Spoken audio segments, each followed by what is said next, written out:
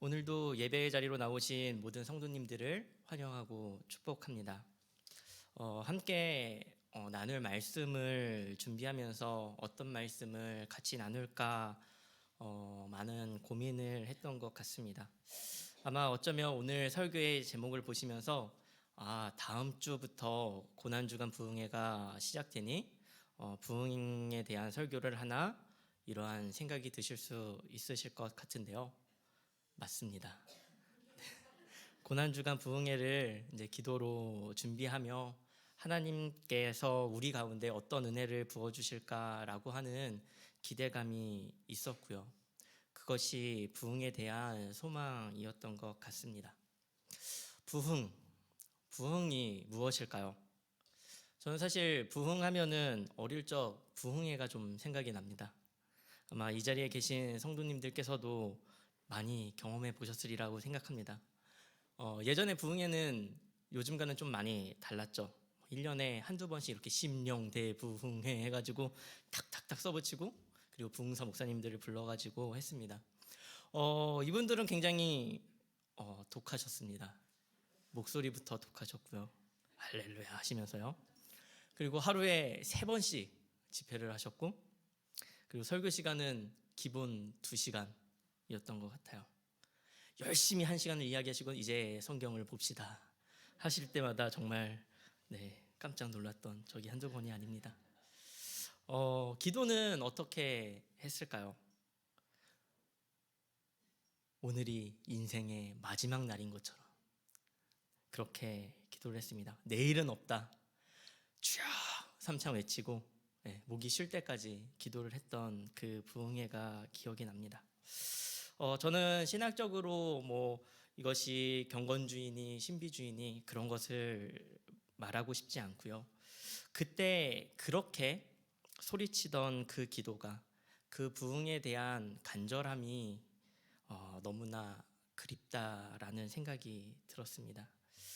그 당시에만 해도요, 교회에는 밤새 기도하시는 권사님들이 계셨던 것 같아요. 릴레이 기도회를 따로 하지 않아도 저절로 릴레이 기도회, 그냥 시간이 남으면 교회에 가서 기도하는 그 릴레이 기도회가 있었고요. 늘 교회가 그래서 비지 않았던 것 같아요. 저는 그 모습을 지켜보면서 커왔습니다. 저는 그 눈물의 기도가 한국 교회를 지탱하는 힘이었다라고 생각합니다. 하나님께서 그 기도를 들으셨다라고 생각을 해요.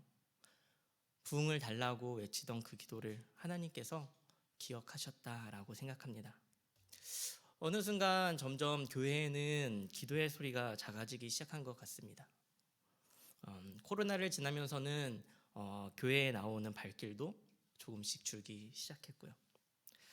악착 같던 시기에 악착같이 기도했었지만 지금 평온한 이 시기에 우리는 평온하게 잠자고 있는 것은 아닐까라는 생각을 하게 됩니다.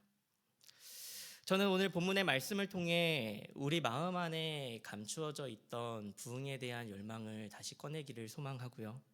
그리고 이 부흥이 무엇인지 우리가 다시 한번 생각하는 시간이 되었으면 좋겠습니다. 오늘 본문은 남유다 16대 왕 요시야 때의 일을 기록하고 있습니다. 요시야는 누구일까요? 오늘 본문 1절에서 2절은 요시야를 이렇게 소개하고 있습니다. 요시야가 왕위에 오를 때의 나이가 8세라 예루살렘에서 31년간 다스리니라. 그의 어머니의 이름은 여디다요 보스갓 아다야의 딸이더라. 요시야가 여호와 보시기에 정직히 행하여 그의 조상 다윗의 모든 길로 행하고 좌우로 치우치지 아니하였더라. 요시야 왕은 8살, 굉장히 어린 나이에 왕위에 오른 왕이었습니다. 그의 나이가 말해주듯 그에게는 아마도 여러 조력자들이 있었을 것 같습니다.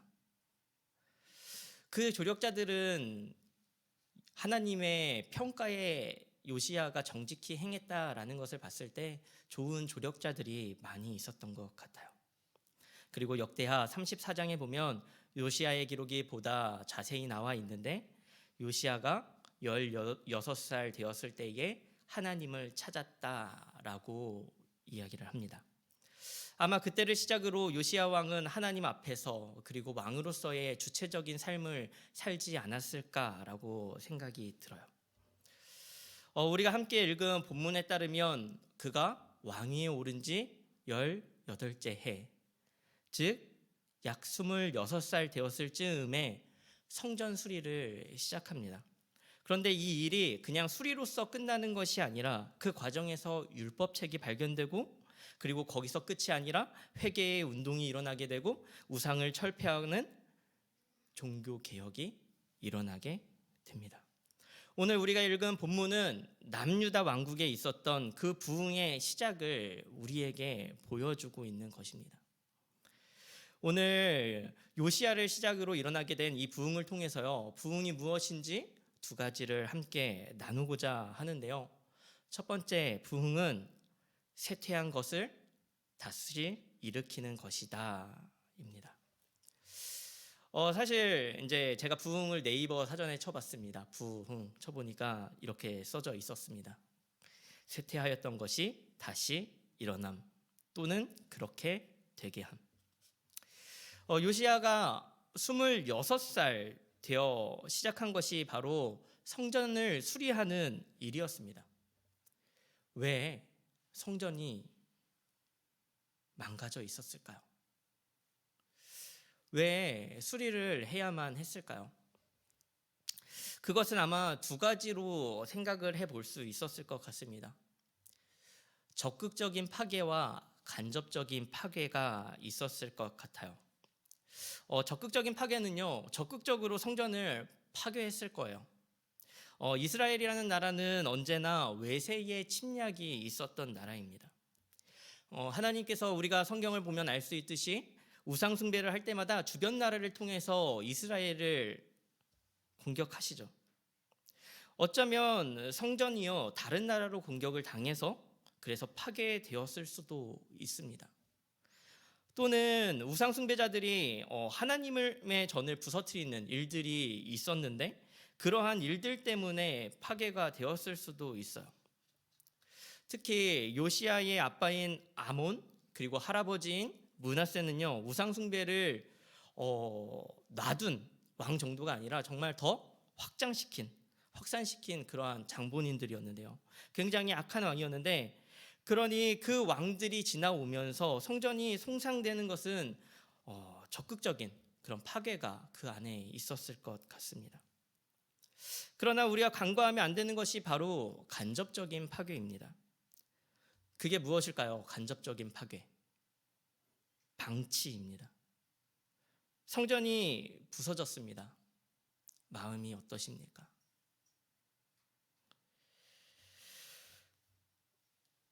아프지 않으세요? 하나님의 전이 부서졌다. 부서진 것이 왜 그대로 남아 있을까요? 하나님의 백성들이 우상 숭배를 하느라 성전에 오는 백성이 적었을 테고, 성전에 온다 하여도 자기가 취할 것, 자기가 하나님께 받을 것만 신경 쓰느라 성전이 부서진 것을 신경 쓰지 못했다는 것이죠. 그냥 습관을 따라서 성전에 왔다가 그냥 가는, 이 모든 것들이 간접적인 파괴가 아닐까요? 성전은 만신창이가 되었고 고치는 사람이 아무도 없고 부서진 곳을 바라보는 사람도 아무도 없었던 겁니다. 그것을 보고 마음 아파했던 사람이 바로 요시야였습니다. 벌써 우리가 분립개척을 한 지 이제 1년이 다 되어 가는데요. 어제 저녁에 이제 저는 신약 성경 탐구를 마치고 김혜두 목사님이 이렇게 사무실에 계시길래 함께 잠깐 이야기를 나눴습니다. 대화를 나누던 도중에 그러시는 거예요. 우리 교회가 좋다. 그러면서 하나하나 우리의 손이 안 간 곳이 어디 있냐라고 하시는 거예요. 그래서 저는 그 말을 들으면서요, 그 감상을 사정없이 깨트렸습니다.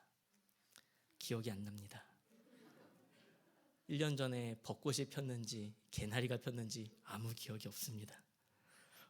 정말로 1년 전이 잘 기억이 안 나요. 기억성 실정에 걸린 것처럼. 근데 처음에는 기억이 안 나는데 곰곰이 생각해 보니 그 말이 사실이더라고요.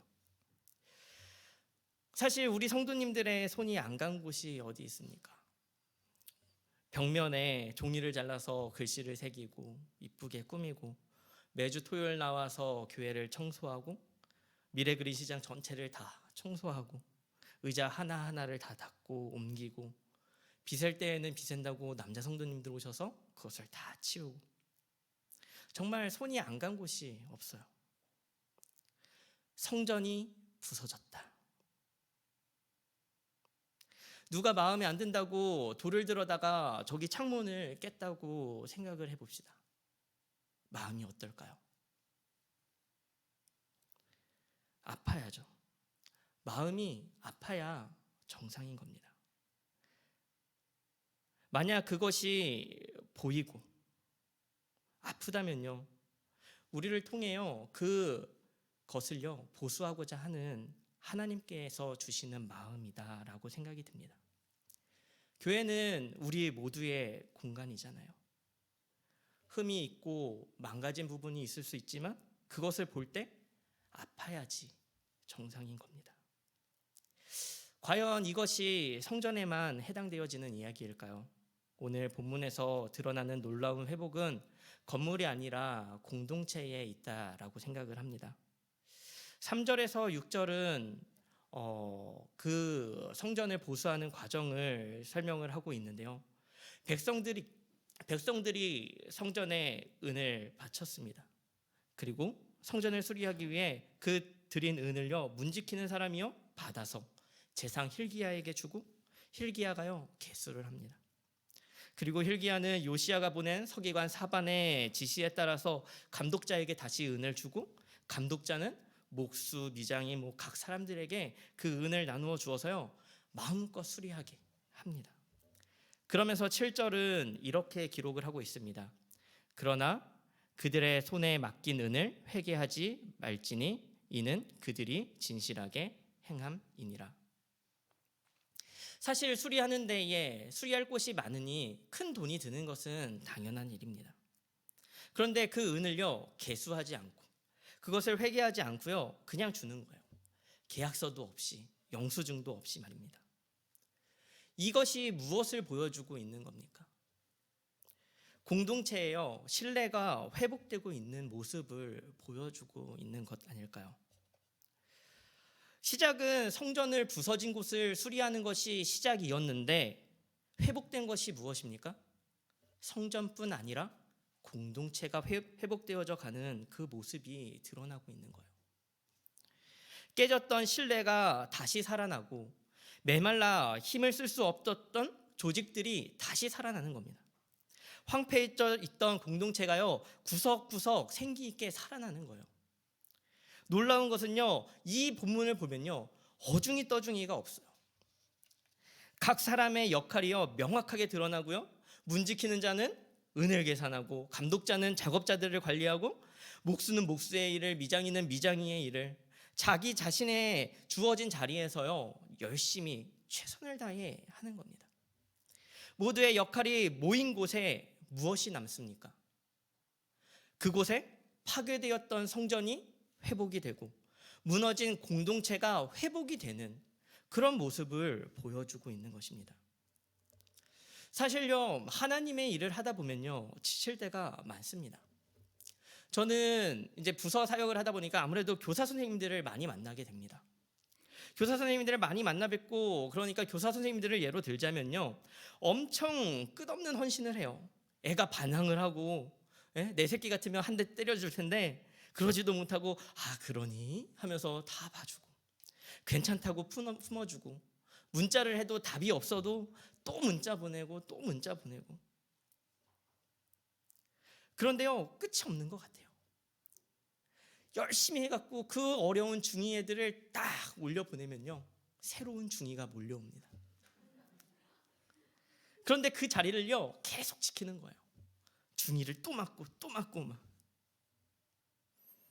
교사를 예로 들었지만요 그렇게 각자의 자리에서 부서진 것을 바라보며 부서진 영혼을 바라보고 정말 필요한 손길들을 바라보면서 마음 아파하고 기도하고 섬기는 그런 것 하나하나가 모여서 결국은 공동체가 회복되어지는 거죠. 그리고 그 공동체의 회복이 부흥의 첫 단계입니다. 왜냐하면요, 부흥은 절대 혼자 오지 않기 때문입니다. 공동체가 없는 부흥은요, 부흥이 아니에요. 아무리 뛰어난 사람이 갖가지 은사를 받고 그런다 할지라도요, 그 사람을 보면서 부흥했다라고 말하지 않습니다. 사람의 많음을 이야기하는 것이 아닙니다. 숫자를 이야기하는 것이 아니에요. 누군가가 부흥의 불씨가 될 수는 있지만 부흥은 공동체를 통해 일어난다라는 것입니다. 공동체에 부서진 것이 보이고 깨어진 것이 보인다면요, 그곳이 우리가 보수해야 할 자리입니다. 교회에 떨어진 쓰레기를 볼 때마다 가슴이 아프고 그것이 마음이 아프다면 하나님께서 그 성전을 수리하라고 보내신 자리일 거예요.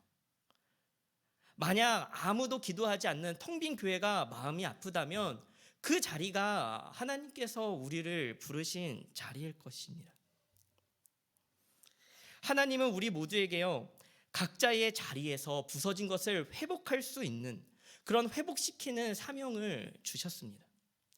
그 하나하나의 사명이 모인 곳에 공동체의 회복이 있고 공동체의 회복이 있는 곳에 부흥, 쇠퇴하였던 것이 다시 일어남, 쇠퇴하였던 것이 다시 일어나는 부흥이 있을 줄 믿습니다. 부흥은 두 번째로 쇠퇴한 영혼을 말씀으로 일으키는 것이다.